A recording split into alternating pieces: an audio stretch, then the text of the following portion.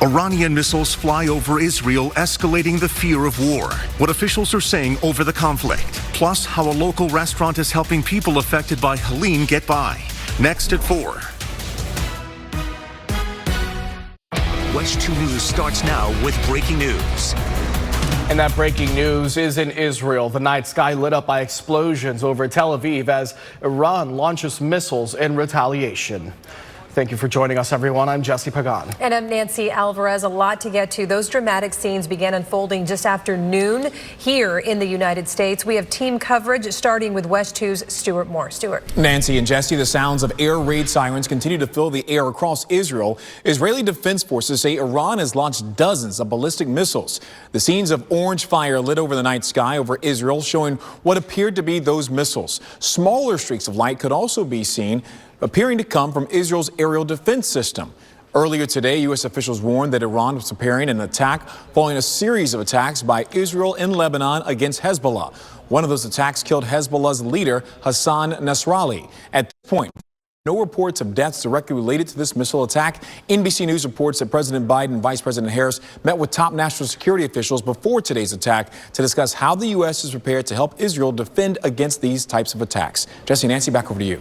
All right, Stu, thank you. And our team coverage continues with WESH 2's Justin Shecker, who's been speaking with Jewish leaders across the state of Florida. And so, Justin, you have more on those conversations this afternoon.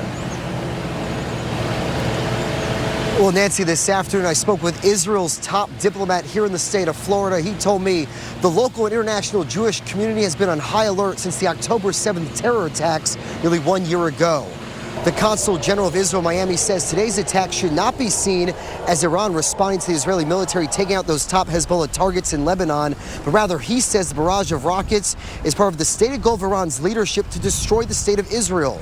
On a personal level, like so many Israelis and American Jews here in Orlando and across Florida, he is concerned about family and friends living in Israel right now. I asked him how should the United States and Israel respond to this latest attack by Iran. And we should mention this Iranian attack on Israel comes the day before Rosh Hashanah, which is the start of the Jewish New Year. Reporting live in downtown Orlando, I'm Justin Shecker, WESH 2 News. All right, Justin, thanks. And right now, members of the Palestinian community are reacting to the news in downtown Orlando. They were already planning a news conference before the missile attack to mark what they call 1 year of genocide of the Palestinian people. WESH 2's Tony Atkins is live outside City Hall with their reaction. Tony? Well, Jesse, those were members of the Florida Palestine Network. They gathered just moments ago here outside of City Hall to express how they feel about what has been going on over the past year. It wasn't many of them, but they definitely wanted to make sure that their voices were heard. And today kicks off what they call Orlando Palestine Week of Action. It started with today's press conference, and tomorrow they're going to host a teach-in, and then on Friday an art build, and Saturday around this time there will be a protest. And here is a live look at where that today's press conference was held. Obviously, it's going to be a long week of action as they continue to make their side heard as this conflict continues into the next year. I'm reporting live at City Hall. Tony Atkins, WESH 2 News. All right, Tony, and at this point, it isn't clear what, in fact, impact this will have on tonight's vice presidential debate. Yeah, right now, the debate between Minnesota Governor Tim Walz and Ohio Senator J.D. Vance remains scheduled. What isn't clear is how or whether the candidates will be asked about the situation in Israel by tonight's moderators, CBS News anchors Nora O'Donnell and Margaret Brennan. Tim Walz landed in New Jersey today ahead of a face-off. He's been preparing his arguments with Transportation Secretary Pete Buttigieg. Vance landed in New York today. Former President Trump expects him to attack Vice President Harris's handling of the border. Vance has done intense debate prep sessions at his Cincinnati home and over Zoom. The candidates are set to face off tonight at 9 p.m. in New York. NBC's coverage starts at 8 right here on WESH 2. Also developing this afternoon, a strong setup for a rainy afternoon here in Central Florida. Yeah, here's a live look outside. You can see the dark cloud there looming over what's close to downtown Orlando. The heat kicked on first thing this morning. Now showers are firing up. Let's get straight to meteorologist Cam Tran tracking the rain for us. That's right. We're seeing some pretty heavy rain, especially across Brevard County out this afternoon. Here's a look at our first warning radar. Gusty thunderstorms coming out of Indian River County, about to move its way north into southern Brevard County. So heads up for folks in Mico. You're about to get some gusty downpours soon, as well as folks in Palm Bay.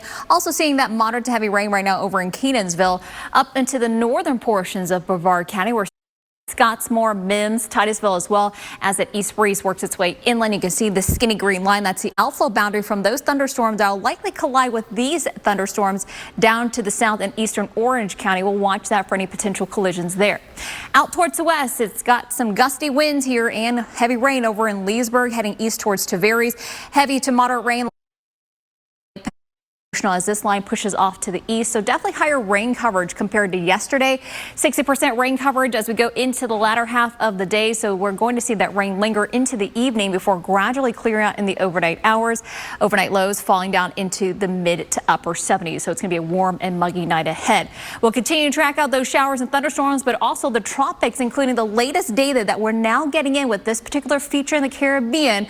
I'll show you all of that, including now what are expected to be some pretty high rain amounts from this feature coming up in about 15 minutes. All right, Campbell, now to the latest on the impact of Helene, where at this hour the death toll continues to climb. As of 4 o'clock, 134 people are dead, including at least 40 in Buncombe County, which contains the city of Asheville, and that number is expected to go up. The Red Cross says it's gotten 3,000 new requests from people looking for loved ones in just the last 24 hours. Help is slowly on the way. So far, nearly 2 million meals, 1 million liters of water, as well as and ambulances have been shipped to the area. Our emergency responders are continuing to rescue people and rush aid to the mountains. The challenges are immense, but our joint response effort has and will continue to be massive. No matter who or where you are in Western North Carolina, if you need help, we are working around the clock to reach you. So here in Florida, around 49,000 people remain without power. The bridges to the barrier islands in Pinellas County, that's in the St. Pete area, are set to reopen to the public this afternoon. But the county says more than 16,000 homes are uninhabitable due to Helene. A stretch of the damage, the mayor of Tampa says, is incredible when you consider the Bay Area did not take a direct hit. These storms, just in the last year or so, just power so quickly, and the breadth of Helene. I mean, the width and the effect that it had, it never came closer than 120 miles from our coast. And look at the devastation that you saw here. Yeah, that's pretty incredible, and definitely, lessons learned, right? We have to pay attention to that. Pinellas County is adding 60 marked and unmarked deputies to the barrier islands to try and deter crooks from taking advantage of storm victims. And in just the past few hours, a new state law took effect, assuring full disclosure to home buyers when it comes to the flooding risk at the home they're trying to buy. WESH 2's Dave McDaniel looks at how the law lays out what many realtors have always been their best practices to assure all are protected. For people with flood insurance and not in a flood zone, it's less expensive. And if the zones change and include your property, you can likely keep a lower rate. New at 4, Randy Fine must go to anger management. A Brevard County judge ruled today the state representative made obscene gestures during an August hearing and found him in contempt of court. Fine told us after today's decision, this isn't over. The court says the anger management course must be completed in 45 days. Next at 4, troubling news in the fight against breast cancer, the age range where doctors are seeing cases beginning to climb. And help from afar, how a restaurant in Volusia County is going the extra mile to help victims of Hurricane Helene. All right, let's talk sand. Look at this. Yesterday at 4, we showed you these incredible satellite pictures from NOAA. Now in the after picture, you'll notice how much sand and sediment was pushed against and past the coastline. Well, now officials are warning folks what to do with all that sand. First off, don't return it to the beach because it could have debris or contaminants that washed ashore. Public Works will work to screen and clean that sand to remove any debris and then return it to the beach. Also, they're telling people don't put it in your trash or put it or push it onto the roadways. That could be an issue. And don't place it on damaged or exposed seawalls because that could cause further damage. And if you still have sandbags, hold on to them until the end of hurricane season, which is November 30th. And as we all take a look at these images from Tampa, we cannot stress enough. This is an area that did not take a direct hit from this storm. But that storm surge, yeah. Exactly, that storm surge. And that just is a reminder how closely we have to pay attention in those days leading up to these hurricanes. And that cone really doesn't always matter, does it? No, this was a massive system. The impacts were well beyond that cone and beyond the center of circulation. Helene was huge, and unfortunately, folks in the Tampa Bay area are really seeing the aftermath of that. Yeah, huge in the physical aspect. I mean, yes, bigger, more than 700 miles wide at one point. Yeah, it was a massive system. And unfortunately, the tropics are not quiet. We've got more to watch. I know this is not what folks want to hear right now. Weather folks are not our favorite friends right now. I see a lot of folks rolling the eyes, it's not your fault. saying, Cam, say it's not so. But it's a complicated forecast, and I'll show you exactly what I mean in just a second. But first, let's take a live look outside right now. We're taking a look out towards the tourist district. You see overcast conditions out there this afternoon, all thanks to showers and thunderstorms that are beginning to pop up here. Here's a live look at our first warning radar. Here's a line of showers and thunderstorms coming out of Osceola County that's about to lift north towards the tourist district, so that's why you're seeing those gray skies out right now there. Heads up for folks heading out to Disney. You are going to see some rain showers and thunderstorms soon. It's right now over Celebration and Kissimmee. Lifting north though, and then out towards the east we are tracking a couple of rain showers and thunderstorms out towards Kenansville. This is heading northeastward. We're also seeing showers, thunderstorms coming towards Mico and Palm Bay soon. Up to the north we are seeing that heavy rain over Scottsmore, Titusville, Mims. Outflow boundary from those thunderstorms are expected to push into the metro as we go into the next. And then out towards the west, we are tracking some showers and thunderstorms here. You can see that heavy rain that just moved over Leesburg is now pushing east towards Eustis. And we're seeing that heavy rain out towards Ashtabula, moderate to heavy rain from Wildwood, stretching all the way down to Lake Panasoffkee and Bushnell there in Sumter County. So rain coverage up, and with those boundary collisions, more showers and thunderstorms, especially over the Orlando metro as we go into late this evening. Here's a look around 6 to 7 o'clock. You see showers and thunderstorms across 4 on south and east. Showers and storms will linger a little bit later into the evening tonight, and then eventually clearing out in the overnight hours after midnight tonight. So evening planner, if you're heading out to dinner tonight, make sure you grab that rain gear. It's going to be a warm and sticky night, and then tomorrow morning a humid start. Right now temperature is 90 in Orlando. So rain cooled there in Leesburg, 91 in Stanford. So we definitely can use this rain to help cool us off. Tomorrow morning, starting off in the mid-70s, and the highs tomorrow, look at this, it's going to be cooler because we're only going to see highs in the upper 80s, but we're also going to keep the high rain coverage around as well as increasing cloud cover. You can see there tomorrow's rain chances are still on the high side, especially on the eastern half of the peninsula. Now let's head out to the tropics. It's very muddled out here. We have 2 areas out in the eastern Atlantic basin. No impacts to land expected there. What we're keeping closer tabs on is this feature right now in the Caribbean Sea. It's a trough of low pressure that's expected to come a little bit strengthening as we go into the late week. It could be a tropical depression late week. It has a 40% chance of doing so. Now, at the top of the weathercast, I said this is a pretty complicated system. Let me show you the reason why. First off, here's a look at the long-range global models that all have a general consensus. This will move into the Gulf of Mexico and dive east, but where it goes is still up in the air. This is the reason why. It's a complicated system. So we have that low that's in the Southwest Caribbean, but watch this. This little feature, this is coming off the Pacific, expected across Mexico and enter the Gulf of Mexico. So what does that mean? We're watching 2 areas of low pressure with this feature. It's not just 1, but 2. Stick with me here, folks. As we go into late Friday into the week, and here's a look. As we go into October 8th, we are expecting the first low to cross over Florida. This is with the GFS model here, crossing over Florida as we go into Tuesday. The second low takes its time, meanders in the eastern Gulf of Mexico, and finally crosses as we go into late week next week over South Florida. So what does that mean? It means, one, this is a very complicated system, and two, we could be looking at long duration impacts here, and especially looking at the GFS, how much rainfall we can expect from Sunday into Friday. You see a lot of rain here over Central Florida, some places about a foot. Keep in mind, long duration. This is not all at once. This is through next week from Sunday into Friday.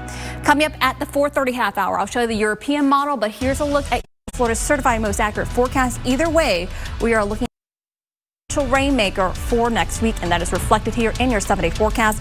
High rain coverage for next week. We'll have more news for you coming up on the other side of the break. All right, we do have a health alert for you tonight. A new report shows the rate of breast cancer rising in women under the age of 50. So the study American Cancer Society shows since 2021, rates have increased by 1.4% per year in women 50 and under.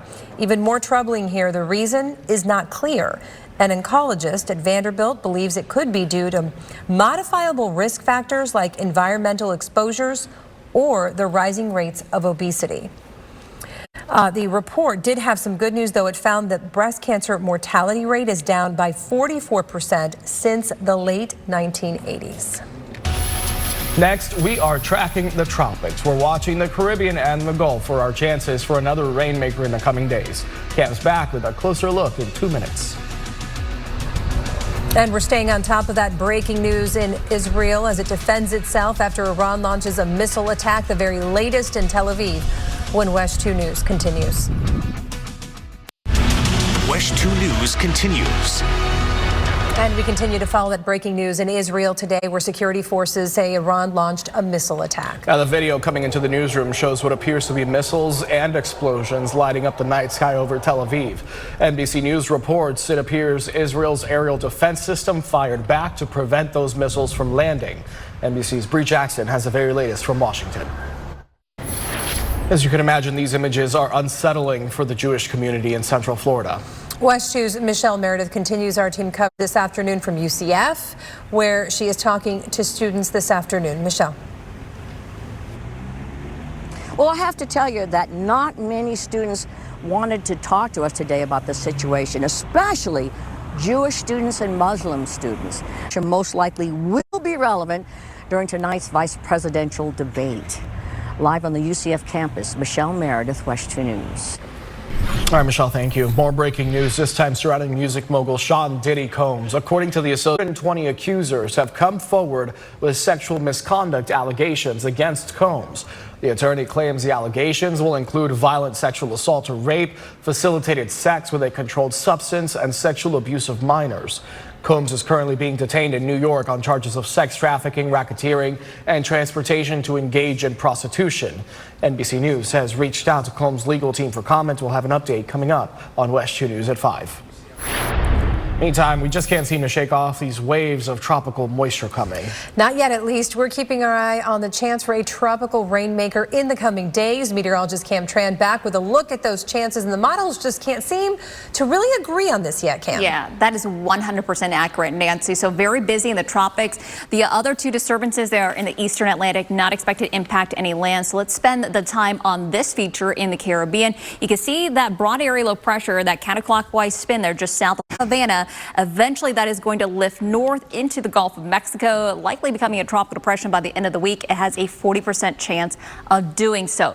But because this has not developed yet, we don't have those tropical spaghetti plot models that you typically see us run this time of year to kind of give you an idea of where this is going to go. So what we do have are the latest global models, and you can see there's a general consensus this will move into the Gulf of Mexico and move into the eastern Gulf of Mexico. But where it actually moves after that is still up anywhere from Central Florida all the way down into South Florida, or even the Keys, or even just north of Cuba.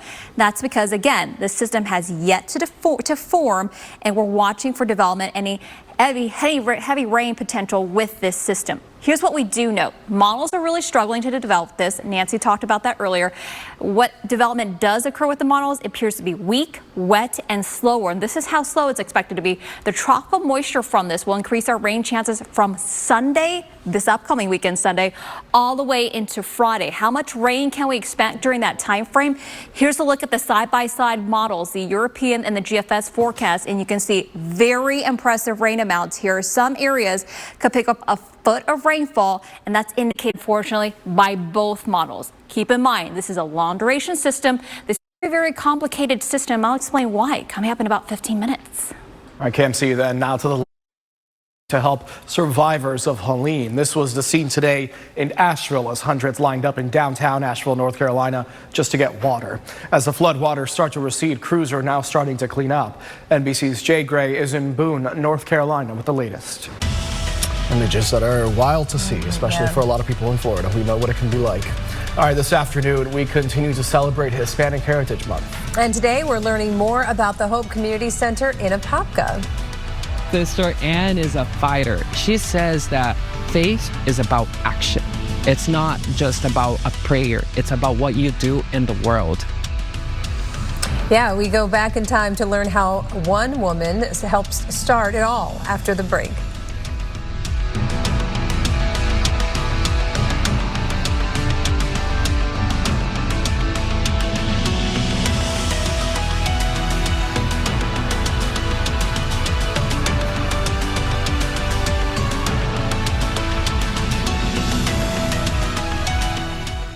Closed captioning is sponsored by Cool Today.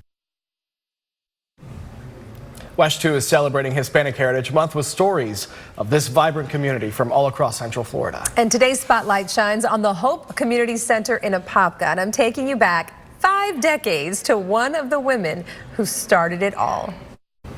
Just FYI, those weren't real nuns. They were all dressed up. They're all part of the center, and they all dressed up as nuns to celebrate her. So happy birthday, Sister Ann. I love you.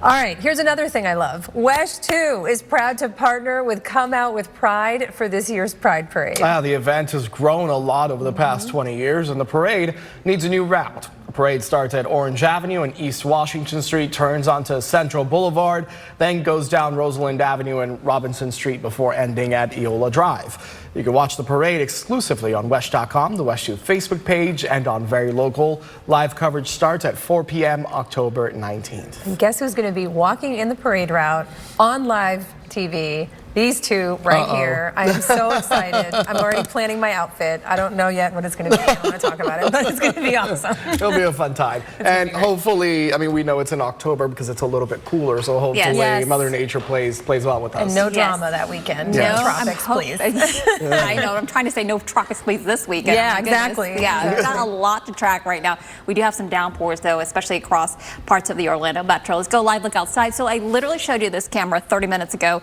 at around 4:15, and it was not quite sunny, but it was at least dry.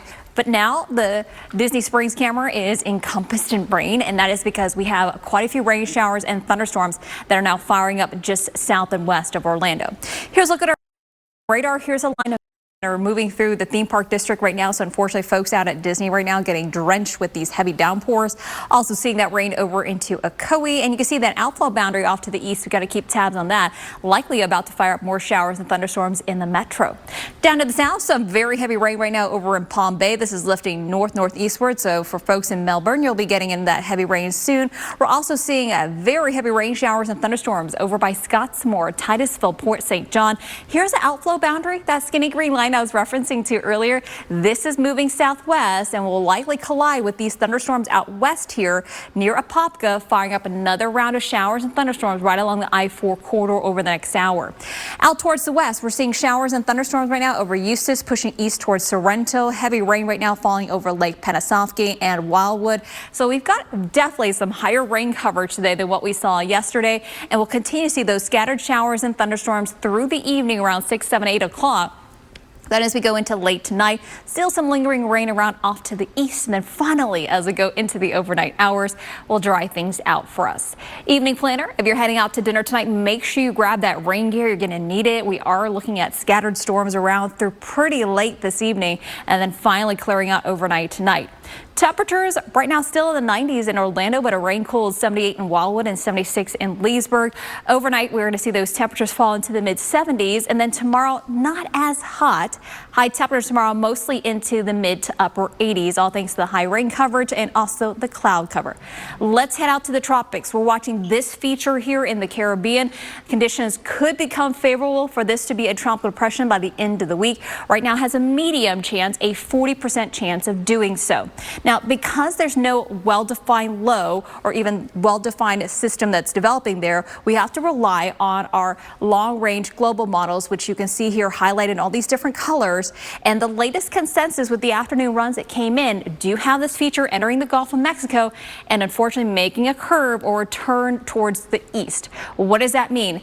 Right now, from the afternoon model trends, we're noticing the strength is not as strong, meaning we're looking at a weaker system if it does develop. The timing Sunday through Friday, you're like, wait, Sunday through Friday, that's all of next week. I'll explain why in a second. Also, what we're noticing, no consistency. They're having a really difficult time with this feature, and movement again now off to the east. Why is it having such a difficult time? Well, let me show you.